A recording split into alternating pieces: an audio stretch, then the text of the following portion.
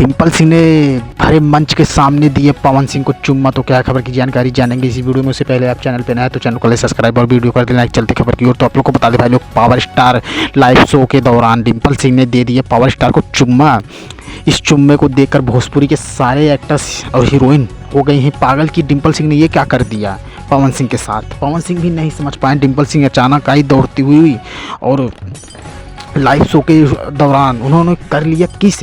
इस किस को लेते ही पावर स्टार हो गए हैरान कि डिम्पल सिंह ने ये क्या कर दिया। सीधे सीधे ओठ पे दे दिया किस डिम्पल सिंह ने। डिम्पल सिंह ने कहा मैं हूँ साली पवन सिंह की। पवन सिंह की साली होने के दौरान आधा साली होती है घरवाली।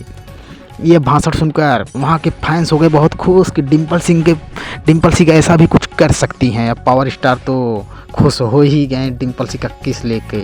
आपको क्या लगता है जब सबके सामने किस कर सकती हैं तो अकेले में क्या क्या करती होंगी डिम्पल सिंह पवन सिंह के साथ।